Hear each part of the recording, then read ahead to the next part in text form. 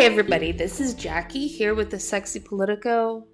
I apologize again, I'm a little bit late, but I've actually had a lot to do this week. A lot of freelance work has come my way, so I'm sorry I put this a little bit to the side. And also, there's a lot of stuff that's been going on and a lot of things that have been affecting me and my family, and we're not ready to talk about it. But if you're here to listen to me talk about something political, please subscribe and show us some love on social media or whatever podcasting app you're using right now to listen.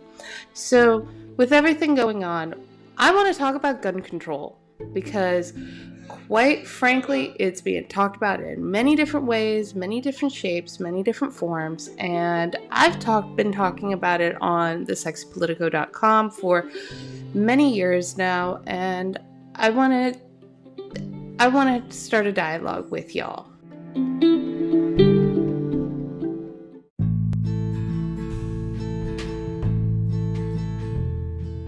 So let's start with the basics. Why do we have the right to even carry guns?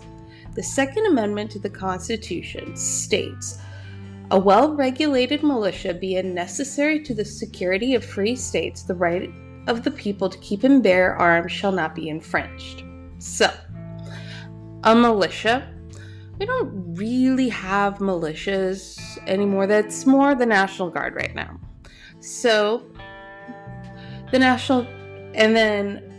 but back in the day, back in the 1700s, a militia would just be every dude lived in their house, they'd have a gun, something bad happens, all the dudes would get together, they'd have their guns, they'd be in the city or state militia, and they'd go out and poke each other with their bayonets and their guns that could only shoot less than a foot straight. But anyway, so the Constitution itself doesn't really state that we have the right to bear arms, but the Bill of Rights does.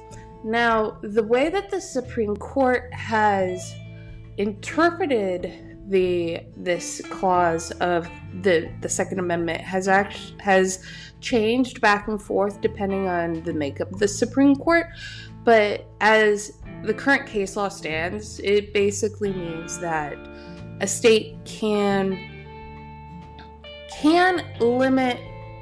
put some limits on a person's right to have a weapon, but they can't do it willy-nilly. So a state can prevent somebody with a mental illness from having a gun, or somebody who has committed a violent felony from having a gun, but they can't just ban all the people from having guns.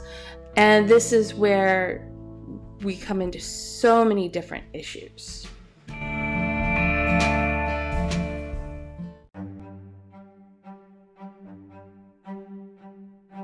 So where's the problem?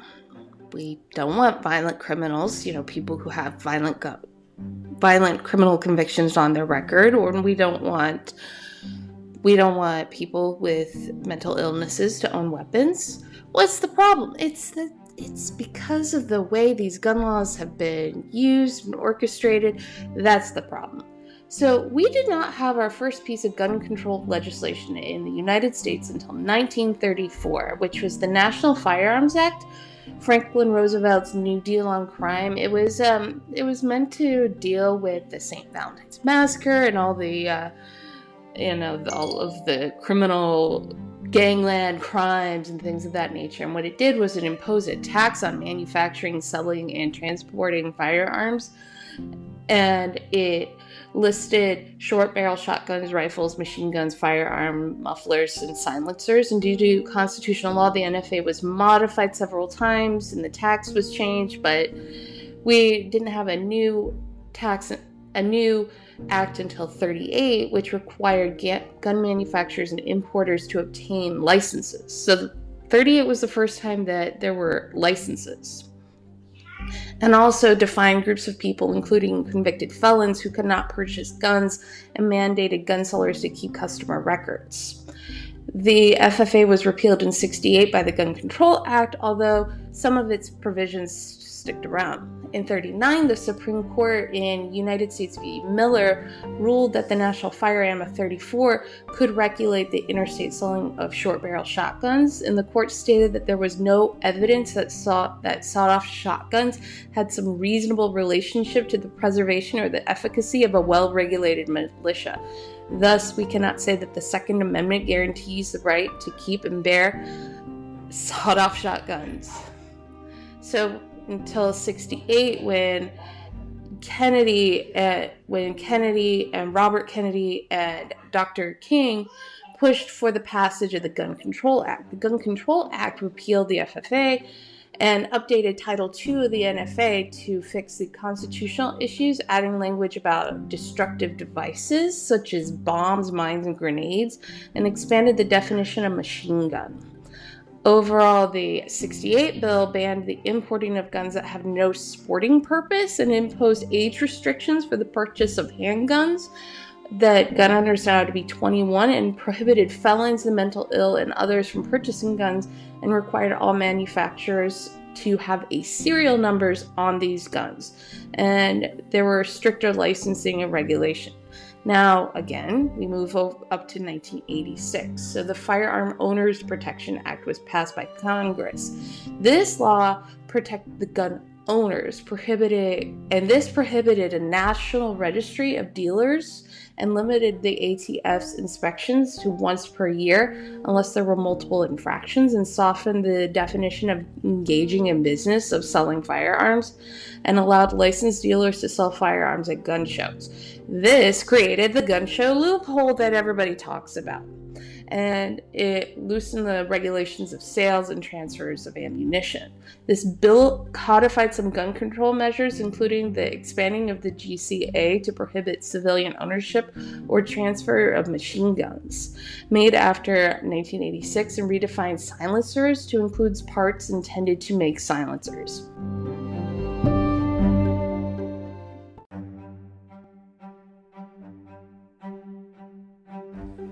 Now, in 1993, we have the Brady Handgun Violent Protection Act, named after the White House Press Secretary James Brady, who was permanently disabled from an injury suffered during an attempt to assassinate President Ronald Reagan. And it was signed into law by Bill Clinton. The law, which amended the GCA, required background checks to be completed before a gun is purchased from a licensed dealer, manufacturer, or importer, and it established a national instant crime background check, the NICS, which is maintained by the FBI. Now, tucked into the Violent Crime Control Law Enforcement Act signed by Bill Clinton is a subsection titled Public Safety and Recreational Firearm Use Protection. Now, this is known as the assault weapons ban, and it was a temporary prohibition that was in fact from September of 1994 till September 2004, and people have tried to renew it, but it hasn't been renewed. And this provision outlawed the ability to manufacture, transfer, or possess semi-automatic assault weapons unless it was lawfully possessed under the federal law at the date of the amendment in this subsection. 19 military-style or copycat assault weapons, including the AR-15 Tech NS MAC-10, could not be manufactured or sold, and it banned certain high-capacity ammunition that included more than 10 rounds. Now, the AR-15 is what has been used in the last 6 or 7 mass shootings in this country, and it was banned under the assault weapons ban until 2004. In 2003, the Tiahrt Amendment, proposed by Todd Tiahrt, a Republican from Canada, prohibited the ATF from publicly releasing data showing where criminals purchased their firearms, and stipulated that only law enforcement officers or prosecutors could access this information. So what that law did was shielded retailers from lawsuits, academics, and public scrutiny. It also kept the spotlight off the relationship between rogue gun dealers and the black market. And people have been trying to repeal this amendment. In 2005, the Protection of Lawful Commerce Act was signed by George W. Bush, and It prevents gun manufacturers from being named in federal or state or civil courts to those who are victims of crimes involving guns made by this company.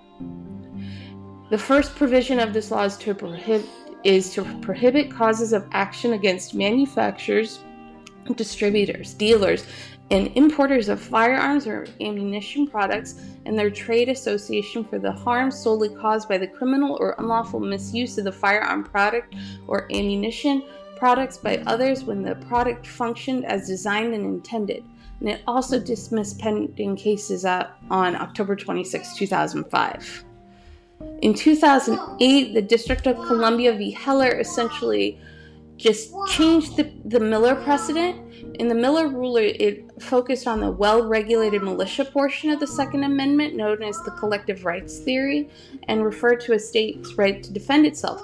Heller focused on the individual right to possess firearms unconnected with service in a militia, and the Heller case, it was challenged by a 32-year-old handgun ban in Washington, D.C., and found that the handgun ban and the trigger lock requirement as applied to self-defense violated the Second Amendment.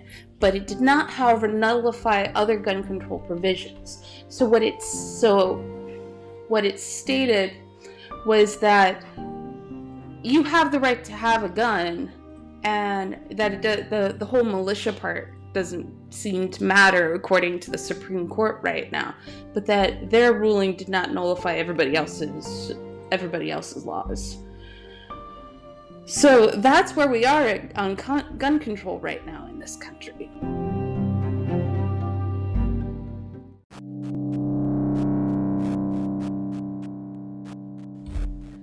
So what can we do about it as citizens in this country?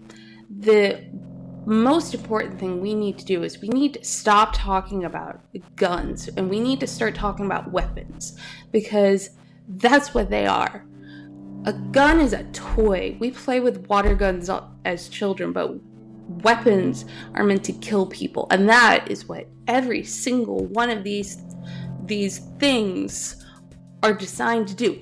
If used correctly, they will kill you, and people need to understand that, and it needs to be underlined and bolded, because there's no misuse. It is being used correctly. It is being used in the way that it is intended. It is a thing meant to kill people, and not every person in this country needs to have a gun in their home. After living through a school shooting, after seeing people die from suicide, after seeing all of these mass shootings over the last 20 years, I'm tired of it. I am absolutely tired of waking up and hearing of another mass shooting, and I'm tired of the fact that my son is going to have to grow up going to school and having to do freaking lockdown drills because he's going to have to learn how to protect himself from a mass shooter coming into his school, because it's not the first time it's ever happened. I'm tired. I'm tired of it all. We need to put the ban on assault rifles in this country.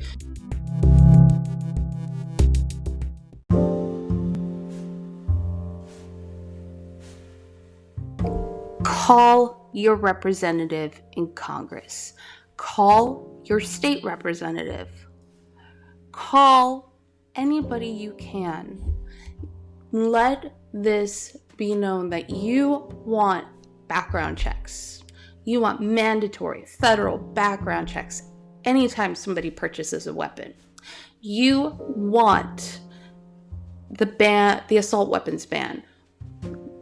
We want a safer country.